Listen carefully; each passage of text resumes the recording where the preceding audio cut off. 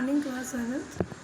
Today we continue the chapter of history and Delhi Sultanate. And in the last video we discussed about the Shamsuddin Iltutmish, and in which we discussed about the Chalisas point, Iktas point, and I hope you understand and take out the one words also. This is the one word, this is the one word, and there are two one words also. Then today we start from the Razia Sultan point.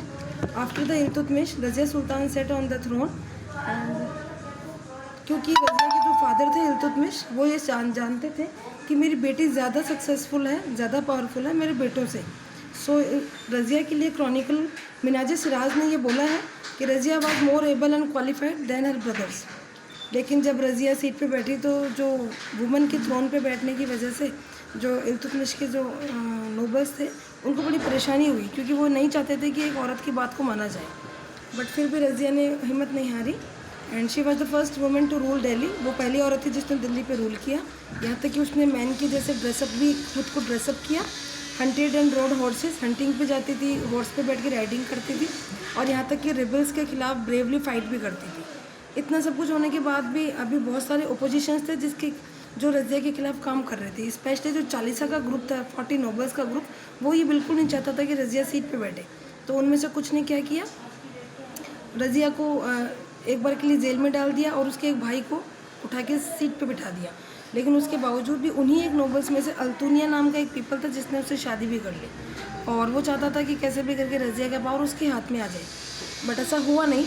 Last में रजिया की death हो जाती है और seat पे उसका एक छोटा भाई होता है, वो बैठता नसरुद्दीन करके. नसरुद्दीन बहुत वीक रूलर था, तो जो नसरुद्दीन के ससुर थे, father in law Ghiyasuddin Balban, उन्होंने पावर अपने हाथों में ले ली. और सबसे पहले क्योंकि गयासुद्दीन बलबन 40 वाले ग्रुप, चालीसा वाले ग्रुप का एक मेंबर था, तो उसने अपनी बेटे की शादी नसरुद्दीन के साथ कर दी. तो जब गयासुद्दीन बलबन को ये पता था कि ये वीक है, वो जानता था कि इसके पास आया हुआ पावर मेरे पास आने वाला है, तो गयासुद्दीन बलबन ने पावर को अपने अंडर में ले लिया जैसे नसरुद्दीन की डेथ हो जाती है. उसके बाद में गयासुद्दीन बलबन सीट पे बैठते हैं 1266 में, और बहुत सारे इंटरनल और एक्सटर्नल चैलेंजेस का सामना करना पड़ता है. स्पेशली वही चालीसा का रीजन जैसे कि रजिया को फील हुआ था. कुछ हिंदू रूलर्स स्पेशली राजपूत ने ये कोशिश करी कि कैसे भी अथॉरिटी ऑफ द सुल्तान को आगे बढ़ाया जाए. गयासुद्दीन ने अडॉप्ट करी थी एक पॉलिसी बच्चों जिसका नाम था blood and iron policy. This is the one word for you. And he reorganize the nobility and crushing the powerful Chalisa. उन्होंने नोबल्स को तो पावर दी, लेकिन चालीसा के ग्रुप को ख़त्म कर दिया, क्योंकि उसको ये पता था कि चालीसा कितना वर्क करता है. वो खुद भी तो चालीसा का ही मेंबर था. इसके बाद में उसने सबसे पहले हिंदू रूलर्स के खिलाफ जो रिबल हो रहे थे उनको सुप्रेस किया, और स्पाइस मतलब जासूसी सिस्टम की हेल्प से आइस को स्ट्रॉन्ग किया. आइस को प्रोविजंस को सेव करने के लिए नज़र रखा गया. उसके बाद उसने अपनी बाउंड्रीज ऑफ हिज एम्पायर को स्ट्रॉन्ग किया, गार्ड किया, स्पेशली मंगोल इन्वेंशंस के खिलाफ. Then the next point is expansion of the saltanat, कि कैसे गयासुद्दीन बलबन ने अपने एरिया को आगे बढ़ाया. So this question in the copy. How did Balban expand his सल्तनत? सो सबसे पहले ही first try to consolidate his control. Continue, consolidate word का मीनिंग होता है कंटिन्यू किया अपने कंट्रोल को गैरिसन टाउन्स तक. गैरिसन टाउन का मतलब होता है मिलिट्री एरियाज तक. उसके बाद में उसने क्लियर करवाए फॉरेस्ट को, गंगा और यमुना के जो बीच में थे उनको, और पीजेंट्स को कल्टीवेट करने के लिए लैंड को प्रोवाइड करवाया. Then he also built many new towns and forts of his soldier. उसने बहुत सारे नए टाउन बनवाए और किले भी बनवाए सोल्जर्स के लिए. These are 3 points for this answer. Then Balban ideas for kingship. Kingship का मतलब होता है कि कैसे उसने अपनी पावर को वापस अपने हाथों में लिया. जो पावर एक बारी के लिए चालीसा ग्रुप के पास चली गई थी सुल्तान, जैसे कि रजिया की चली गई थी, लेकिन बलबन ने जैसे ही सीट पे बैठा बच्चों, उसने सबसे पहले चालीसा ग्रुप को ख़त्म कर दिया था. For this paragraph here is the question, how did Balban restore the power of sultan? So the first point, when in the court, कि बलबन जब कोर्ट में होता था, he kept a stern and grave face. मतलब दोनों वर्ड का meaning serious होता है. वो सीरियस फेस के साथ में बैठता था. यहाँ तक कि सेकंड पॉइंट में कोर्टियर्स को वहाँ पर स्माइल करने की भी अलाउ नहीं था. Then he believe in the divine. वो ऐसे कहता था कि राजा का जो दर्जा है वो भगवान के बराबर है, और राजा यहाँ पर गॉड का रिप्रेजेंटेटिव है, तो उसकी बात को फॉलो करना ही करना है. उसने यहाँ तक कि एक नई पॉलिसी अडॉप्ट करी, इंट्रोड्यूस करी, द प्रैक्टिस ऑफ सिजदा एंड पैबॉस. सिजदा मीन्स कि एवरी नोबल या विजिटर जो भी उसके कोर्ट में आएगा उसको झुककर सलाम करेगा और सलाम करके उसके फीट को किस करेगा. दिस इज द पैबॉस. So do these 4 and 5 points in this answer. Then the last topic of slave dynasty, and the topic is administration under the Mamluk Sultan. ममलिक मतलब स्लेव सुल्तान्स के time में.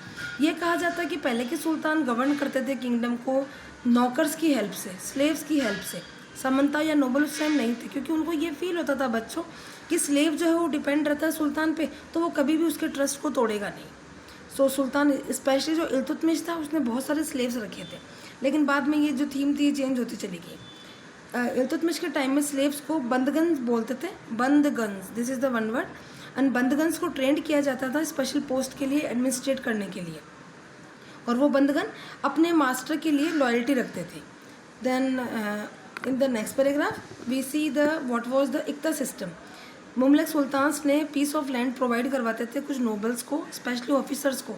जी उस land और piece of land को इक्तास बोलते थे, और जिस ऑफिसर को वो लैंड प्रोवाइड करवाई गई बच्चों उसे इक्तेदार बोलते थे. इक्तेदार के साथ में एक मुक्ति पोस्ट होती थी, दोनों मिल के इस इक्ते के ऊपर रूल करते थे, यहाँ तक कि उनका पूरा कंट्रोल होता था एक ग्रुप ऑफ सोल्जर्स पे. और जो ये इक्तेदार था ये इस ग्रुप ऑफ सोल्जर्स को मैनेज करता था अपने टैक्स की फॉर्म में, या जो सैलरी उसको मिलती थी उससे, मिलिट्री रेट्स और maintain law and order in the इक्तास. तो और मुक्तिस का वर्क, द मुक्तिस टुक द रेवेन्यू. मुक्ति रेवेन्यू कलेक्ट करता था इक्ते से और अपनी सैलरी के according.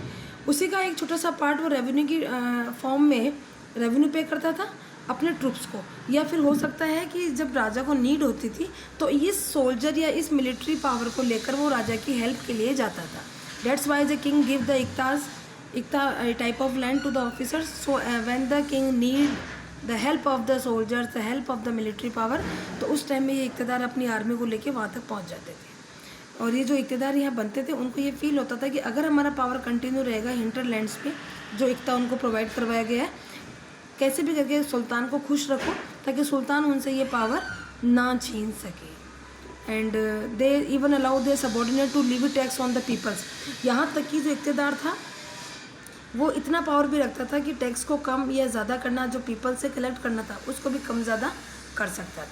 So you read this chapter till here, and if you have doubt ask me. Okay, have a nice day and do the question in the copy also.